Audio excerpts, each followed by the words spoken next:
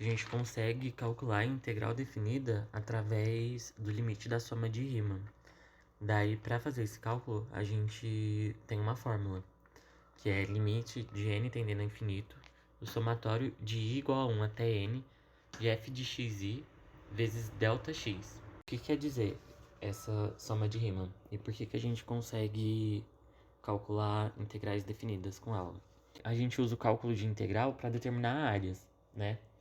E a soma de Riemann, ela é um cálculo de área aproximada. E a gente utiliza retângulos para fazer esse cálculo na soma de Riemann. Ou seja, quanto mais retângulo, melhor é a aproximação. E a soma, ela leva em consideração a base e a altura de cada retângulo. Daí a gente consegue calcular através dessa fórmula, né? Limite com n tendendo a infinito do somatório de i igual a 1 até n de f de xi vezes ΔX. Onde nessa fórmula o limite de n tendendo a infinito, ele quer dizer que a gente vai considerar n infinito, né? Onde n é o número de retângulos. O somatório, ele quer dizer que a gente vai somar do primeiro retângulo. Aí, no nosso caso, como a gente considera infinitos retângulos, vai ser infinitas somas, né? Do 1 até infinito, assim dizendo. F de xi, ele é a altura do retângulo e o ΔX é a base. Aí, nessa fórmula, a gente vai fazer o cálculo, né? Vai ser base vezes a altura e a soma dos retângulos, né? De quantos retângulos a gente tem. É mais fácil de enxergar isso no exercício. Aqui na resolução, eu comecei encontrando o valor de ΔX, que é através da fórmula, né? B menos A sobre N. Aí no meu caso ficou 2 menos 1 sobre N, que é igual a 1 sobre N. E depois eu fui encontrar o valor de XI, através da fórmula A mais I vezes ΔX. Como eu tinha encontrado o valor de ΔX, ficou 1 mais I sobre N.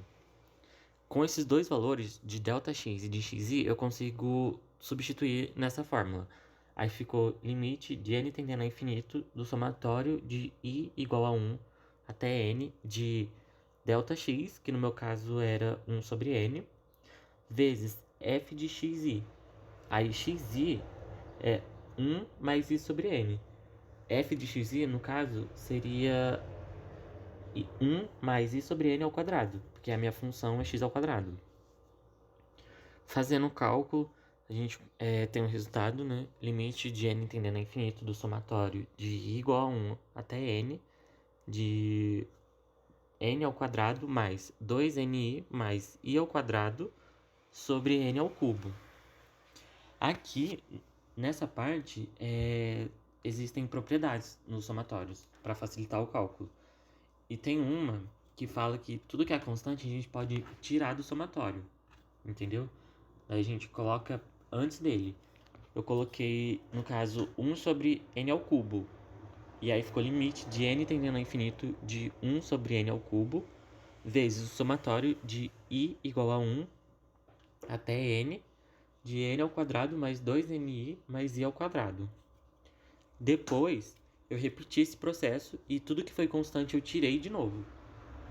Aí ficou limite de n tendendo a infinito de 1 sobre n ao cubo vezes n ao quadrado vezes somatório de i igual a 1 até n de 1 mais 2n vezes o somatório de i igual a 1 até n de i mais o somatório de i igual a 1 até n de 1 ao quadrado. O que a gente considera constante?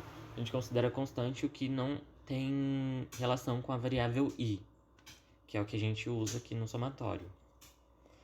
Aí, fazendo os cálculos, a gente consegue transformar os somatórios, porque existe uma tabela. E aí, somatório de 1 é igual a n, o somatório de i é igual a n vezes n mais 1 sobre 2, e o somatório de i ao quadrado é igual a n vezes n mais 1 vezes 2n mais 1 sobre 6. E aí, fazendo os cálculos, eu cheguei no resultado de limite com n tendendo a infinito de 14n ao quadrado mais 9n mais 1 sobre 6n ao quadrado. Aí depois a gente consegue cortar, né? Porque como n está tendendo a infinito, qualquer coisa dividido por infinito é zero. Então, 9n sobre 6n ao quadrado vai dar zero. 1 sobre 6n ao quadrado vai dar zero. E 14n ao quadrado sobre 6n ao quadrado, a gente consegue tirar o n ao quadrado porque ele está nas duas parcelas. Então fica 14 sobre 6. E 14 sobre 6, a gente simplificando por 2, fica 7 sobre 3.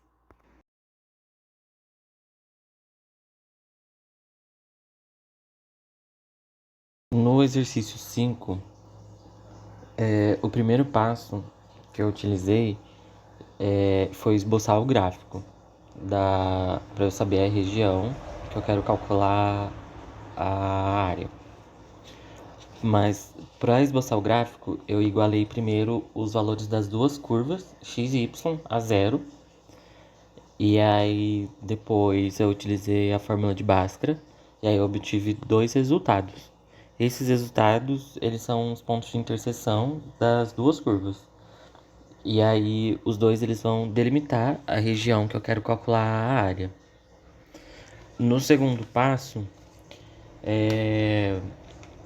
eu montei a integral a partir dos dois pontos que eu achei com a fórmula de Bhaskara. Daí, esses dois valores, eles são os limites de integração. E o terceiro passo, eu resolvi a integral e encontrei a área da região que eu queria.